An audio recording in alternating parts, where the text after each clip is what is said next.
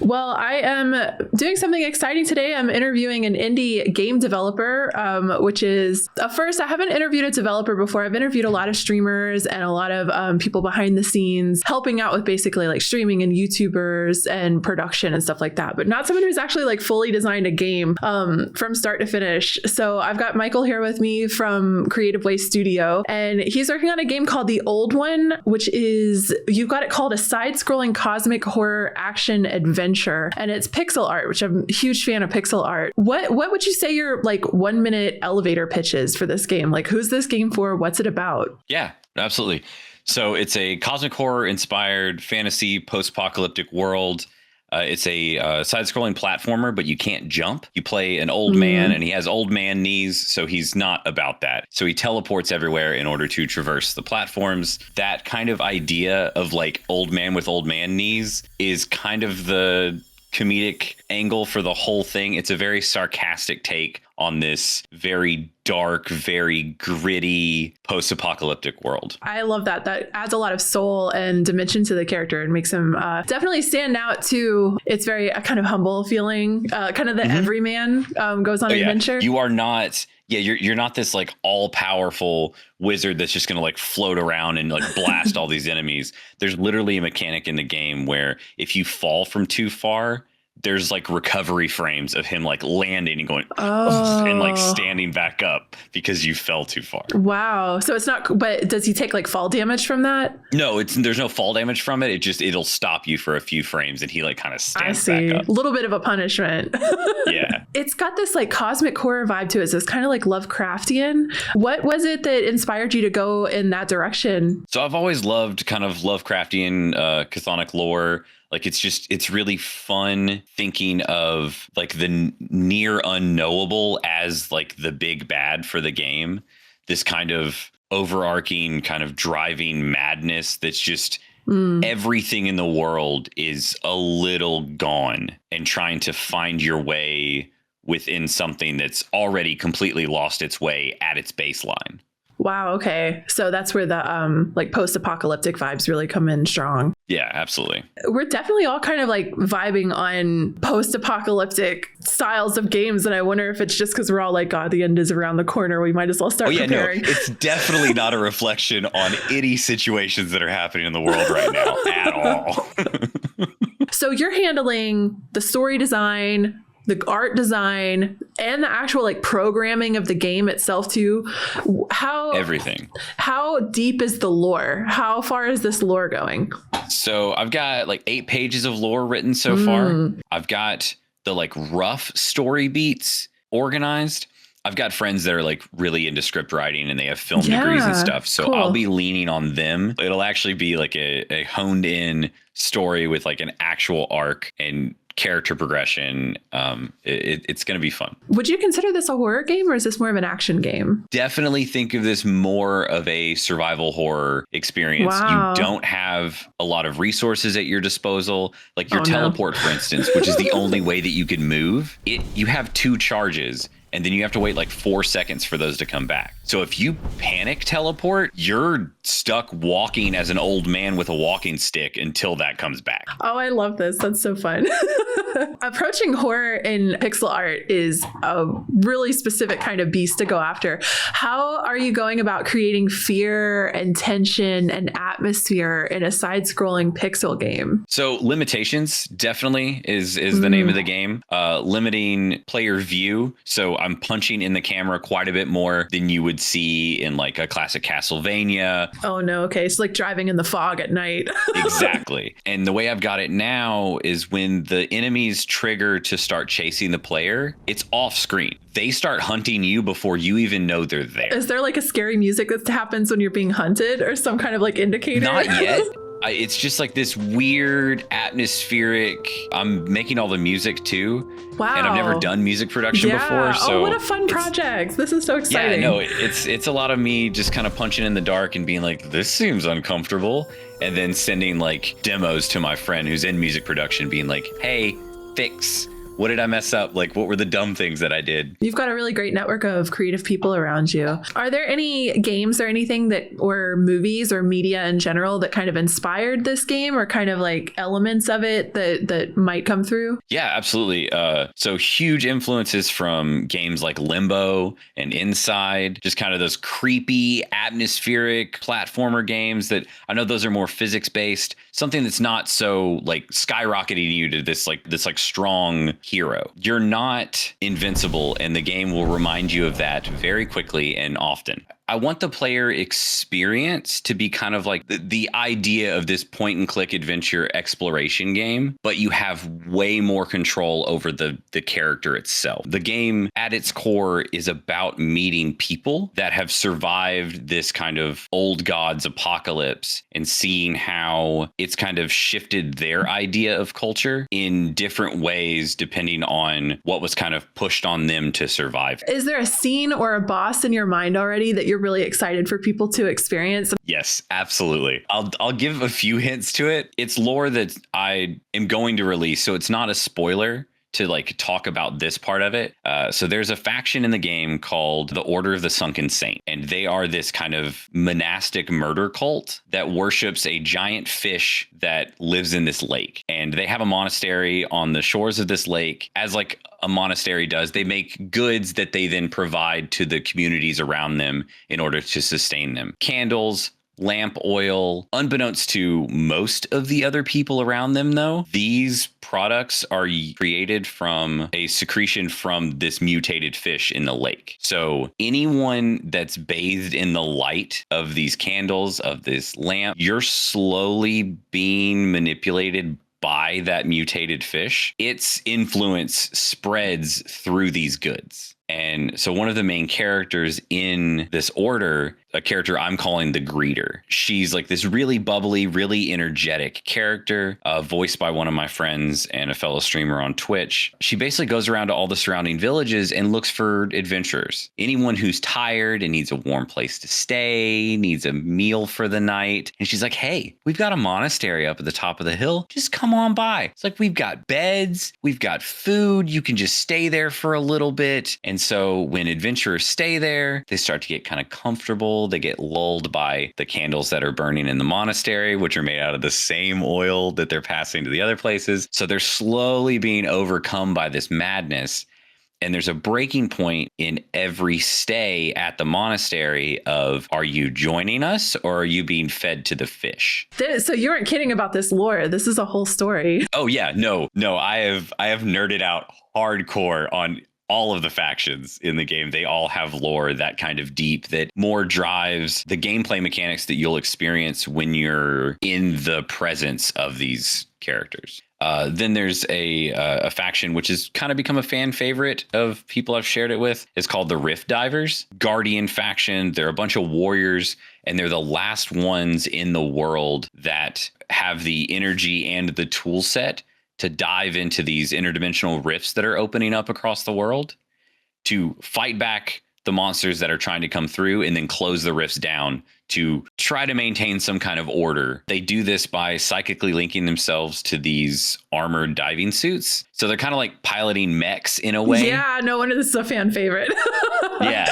So they jump into these rifts, fight a bunch of monsters, and try to get back out as the rift is closing. If they get stuck on the other side, that psychic link gets severed. They get fused to the suit and their body dies. Oh my gosh. So at this point, they're kind of an immortal being until the suit gets destroyed. So they become these like mentors and guides for the rift divers of like, yeah, we've been fighting for 100 years and I've killed this many monsters. I could see some people in this world like intentionally getting themselves like permafused to their suit too. Absolutely. Yeah, there's definitely this sense of like, is that the best way to exist in the circumstances that we have now? Because then you don't have to worry about food. You don't have to worry about water. Exactly. Like you can just kill things that are trying to hurt people. So what really caught my interest about this, and I think what led you to my channel as well, was the tarot element of this. So the game is like deeply entwined with tarot from what I'm understanding. A lot of the characters are based on tarot cards. Is that right? Yeah. So it's kind kind of based on tarot cards, and the tarot cards are based on the characters as well. So one of the ideas that I had, and this is kind of how it started, was I was thinking, I have 10 years of experience as a graphic designer. So I was like, what can I do as backer rewards for our Kickstarter? And I have a few tarot decks that are based on video games. I was like, those are really cool. Those are physical things. Tarot cards are bigger than a normal card deck. So like, it's this tactile thing that people can handle that people tend to like want to collect. Yes. So that tied in with the cosmic horror kind of occult vibe anyway of the game. It just seemed like it matched. So at that point, I started kind of pushing that idea and being like, okay, besides it just being a backer reward, what if there was like an actual gameplay element that was involved in this? And that's when it started, where I was making these characters and kind of looking at them and looking at the meaning of the tarot cards and start matching up characters a little bit. So much so that like you'll find a certain collectible card, right? And that'll have a character on it. And it might be a character you haven't met yet. But if you know the meaning of that card, it might inform your interactions with that character a little bit, or at least give you a little bit of backstory on understanding where that character is coming from. That's interesting. Are you including all like of the major arcana? Are you going out into the minor arcana? So it's just like main 20? For the deck, it will be full major and minor arcana. It'll be the whole deck. For the collectible cards in game, it will just be the major arcana. Are you designing the cards yourself? Yes. That is a huge art project. That is insane. Yeah.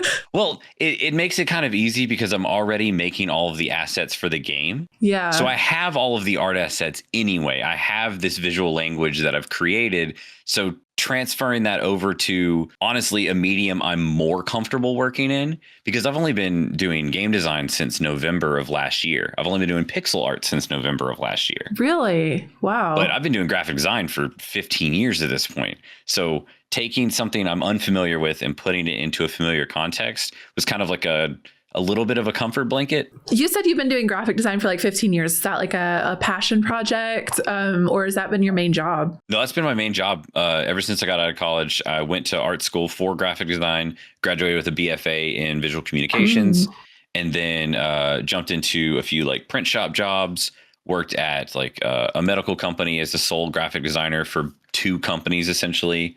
All the way up to working at a marketing agency for the past 3 years. Wow. Okay. So definitely like fancy pants job from it. Yeah, no, it was weird. I've in my portfolio, I've got like Vanderbilt, Jack Daniels, Bridgestone. No shit. I've got some like big clients. How did video games go into that? Are you just like a longtime gamer? Yeah, I got a Super Nintendo when I was 3. So that kind of solidified it. Yeah. Like, I don't think my grandparents bought me that when I was 3, because I think they're like, oh, here's this new toy. Yeah. Like, yeah. here's this thing that's going to break in a week. And then, nope, that was Super Nintendo. I skipped N64, went to PS1, PS2, PS3, Xbox 360, and then have been PC gaming for the past like 20 years. So walk me through the moment where you decide, screw it, I'm going to make a video game. Okay. So I was about to celebrate 3 years at the marketing agency that I was working at, after hearing for years that they've never laid anyone off in 25 years, like all of this, marketing PR speak within the business. And then all of a sudden, like, our projects started getting less and less. And I was like sending messages to people being like, hey, I'm done with my work. Like, is there anything else for me to do? And they're like, oh, just like, organize some files. It's just a slow period, blah, blah, blah. And then it never like picked back up. Wow. Okay. And all of a sudden, just on a random Tuesday, I got a call and they were like, hey, can you hop on a Zoom call really fast? And I jumped in and it was my boss and the HR person. Uh-oh. And I was like, oh no, I know what this is. That sucks. So I got laid off pretty much out of nowhere. Did not expect it at all. I remember texting my wife like as it was happening, be like, oh my God, I'm getting laid off right now. Getting laid off isn't a weird thing in the graphic design world. Like, everything's in flux. I've worked for startup companies that go under 3 different times. But this was really a position where I was like, oh, I want to like stay here. I really want to like work at this company. But when that went up in the air, I started applying for jobs. Up to this point, I've applied for maybe 230. Holy moly. That's so relatable though. 230 jobs with 2 callbacks and 0 offers. So wow. Yeah, it is not a good job market right now. We are struggling out here for real. No, it's bad. And especially from a creative standpoint of like, it's one thing if you're applying for a job with your resume and they're like, oh yeah, you don't have the qualifications, but I'm applying with like a portfolio that I've worked on for 15 years. Huge portfolio, huge experience. Yeah, this is wild. So like if they're not talking to me, it's hard to not take that as like a personal thing of like, oh, is everything that I've worked on my entire life not good enough for you to even talk to me? Yeah. So that kind of hit over from June until September was a lot. And I was just like, okay, this is not good for my mental health. And my buddy messaged me and was like, hey, do you want to make a video game? I was like, absolutely. That would be incredible. It would be a good way for me to just focus on something else, get creative outside of the graphic design realm, which I'm kind of burnt out with anyway. Understandably. But I feel like that's anyone our age in whatever field they've decided to do, because it's been a dire situation since we jumped into the job market. So, it just gets exhausting. So finally jumping into game design and trying to pick an engine to use. My buddy picked Godot and I picked Game Maker, and we were like, let's give it a week and see how far we both get. And then at that point, we can pick what engine to use. And I jumped in and made a very bare bones proof of concept in 1 week. And at that point, I was like, oh, maybe I can do this. And I like got my friends to test it. And they're like, dude, this is like a game. Like, not like, oh, my friend made a game. Like, this is a game. Yeah. So at that point, I talked to my wife and we sat down and like looked at all the numbers. We landed on $10,000. And we were like, okay, if the Kickstarter can raise $10,000, that quite literally is funding my ability to work on this full time. Yeah. So that's kind of where we're at. How are you feeling about the Kickstarter so far? Have you had any kind of surprises or hiccups along the way? Bunch of surprises at the beginning. Anyone wanting to back it at all, to be completely honest, really blew my mind. From a creative, like you're sitting here kind of dwelling in your ideas and you're like, oh, these are really cool. This is really fun. But in the grand scheme of things, I was like, nobody else is going to care about this thing. Like, why would they? They have no reason to. When I started sharing it with people and people started kind of resonating with the characters and liking the art direction and the character design and everything, I was like, oh, maybe like, should I try to kickstart this? Like, is that something that people would be interested in? And all of my friends, of course, being supportive, were like, yes, absolutely. You need to do a Kickstarter. And so I was expecting like $200 out the gate. I might hit $1,000 total with my network of friends. And then within 24 hours, we raised like $1,800. Wow. Oh my gosh. And at that point, I did not know how to handle that information. I was sitting there. I did a 12-hour live stream at the launch of the Kickstarter and watching the number go up as we were streaming. At one point, I was just like, I don't know how to process this. So we're just going to keep playing games. I'm just not going to pay attention to the number anymore because like that doesn't compute for me. And then now that we're nearing almost 50% funds raised, it's even a weirder feeling because now I'm far outside my friend network of people that are supporting the project. And it wasn't so much oh man, maybe we can do this. It was more of like this existential, oh no, I might have to do this. Like, no, okay.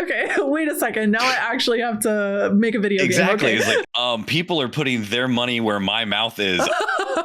Oh my God, I might actually get to make this thing. What a great motivator though. Yeah, no, it's been this like weird ethereal idea for a while, and watching it kind of solidify in front of me, especially since I mostly stream on like Tuesdays and Thursdays doing like game art and stuff, and having just random people come in and follow the channel and then be like, oh my God, this art looks awesome. I love that character design. Have you thought about doing this kind of character? I'm like, actually, yes. And I like move the artboard over and I was like, you mean like this? And they're like, yeah, exactly like that.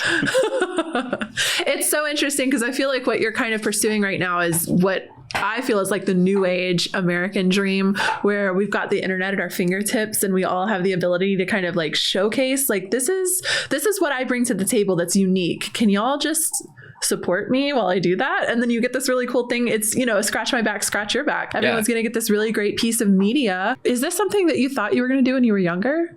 Were you like a movie? Like, did you think you were going to make movies? Did you think you were going to make a game? Did you think you were going to write a book? Like, this doesn't seem like something someone who's casually interested in. This doesn't feel casual is what I'm saying. This feels like it's been a long time build up to getting to this point in your life. I've always wanted to make a world that people can get lost in. Over the past few years, I've thought about it more and more. I've got 2 kids. I've been doing this graphic design thing for a long time. If I'm ever going to do this, when is it going to be? Not that I'm running out of time, but like I'm in my 30s now. Yeah. Like if I don't do it now, that's when our clock starts ticking.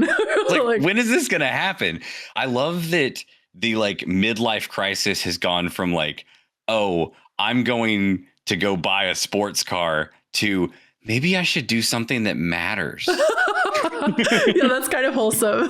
What do you think your 13-year-old self would think of the position you're in right now and like this cliff you're standing at the edge of and like looking over? Would shove me off immediately. Would be so excited and so ecstatic that I'm even close to doing something like this. Aww. I used to draw a lot when I was a kid, and I was never able to kind of get the ideas in my head onto paper in a way that looked the way I wanted it to. So I kind of just stopped drawing and hadn't for 20 years pretty much. But then my buddy sent me a copy of Sprite, which is the pixel art program that I use. And I started messing around with it. And I was like, oh, this makes sense. This is art from like a math perspective in a way. Yeah. And so my brain was able to work through it a lot more. And there's so many tools in that program to like help you with shading and help you with adjusting something that you've already created. It allows me to iterate on something infinitely faster than I